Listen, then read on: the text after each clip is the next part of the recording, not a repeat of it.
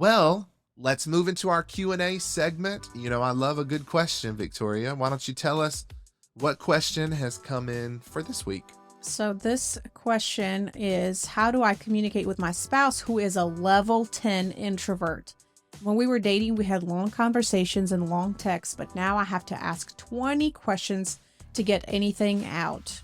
I thought this was an important question to answer because I think a lot of people deal with those personality differences like extrovert versus introvert.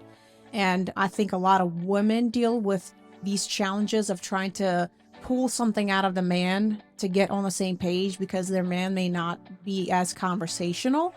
And to that woman, I'm assuming that's a woman that's asking the question, is maybe try a different strategy of having conversations at a different time of the day. I know for men specifically, they don't have as many words as a woman does. So if they have worked all day and they've been around people and they've had to use their words, they have probably spent all their vocabulary at work. And so asking them when it's late at night, when they're tired, when they're exhausted, and now you're wanting them to like go into a place of thinking these deep questions like we just went through, I think that you're setting yourself up for failure. Yes. And so it's important to find a better time of the day or a week and maybe set an intentional time. Say, honey, when would be a good time for us to sit down at the table? We have taught this very often about creating a safe space at the table, making it sacred, and maybe sitting down for 20 to 30 minutes. It doesn't have to be overwhelming. And you women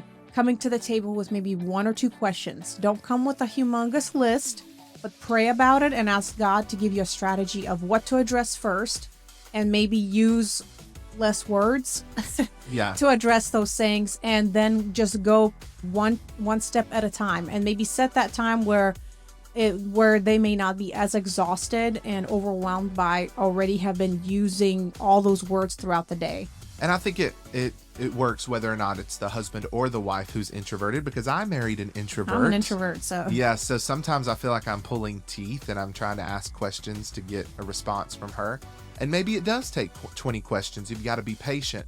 But you've described before, an introvert starts the day with a full battery. And so if you're asking at the end of the day, they're on E, right? Yeah. They need time to gasoline. refuel. Yeah. So it might be good to wake up early in the morning and have a cup of coffee with them and talk with them for 10 minutes before you get the kids up or before you start getting dressed for the day.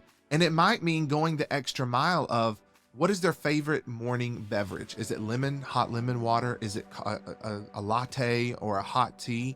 And waking up a few minutes before them and preparing that drink, and then sitting it down and saying, honey, I made you your coffee this morning. Let's sit and let's talk. And maybe give them a little bit of a warning about the talk, but maybe surprise them by making something for them, a little snack, or, to help them wake up and be in the right mind to have that conversation. I think that if you have an introverted man, I think after sex is a good time to talk. For some reason, men's minds are a lot freer and open after sex. We can go into the science behind that, but nevertheless, pillow talk is a real thing. And the last thing I will say on this is stop asking the same question if you're frustrated with the response that you're given. Begin to rephrase the question in an insightful and unexpected way. Write a journal and write down some questions that really dig deep. Avoid the yes/no question. Yeah, and lean into the open-ended questions.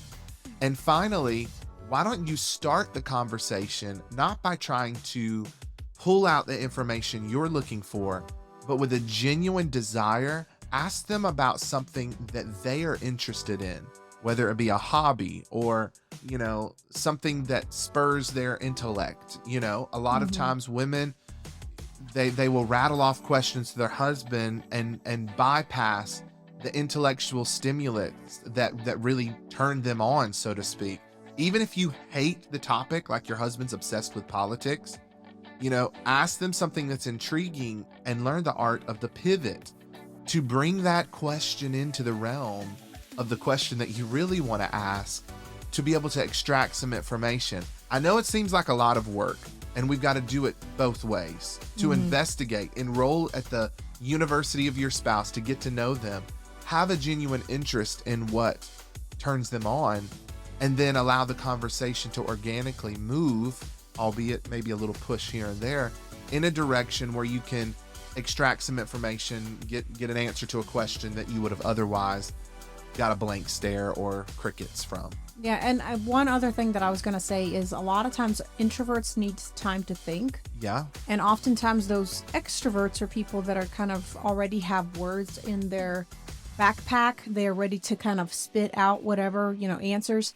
Introverts don't really operate that way, and that can be very frustrating when you want the answer now. So if you're forcing your spouse to say something, they're more likely going to say it just to appease you and not necessarily what is actually genuinely coming out of their heart. And I know that takes patience, because we've struggled with that in our marriage too, of Ryan trying to resolve something. Get a right now really answer. Let's Yes. pull it. And I genuinely am a person that really needs to step back, assess the situation, get along with my thoughts, think it through, and then come up. And so making that timeline and saying, can we talk about this question, and can we come back maybe later this afternoon, or can you ponder on that? Absolutely. And then maybe give him some things to think about, maybe while he's at work and doing something.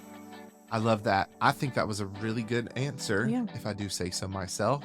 If that has helped you, let us know. Make sure you text us 864-428-7131 with any of your questions that you have, and maybe your question will show up on the next podcast.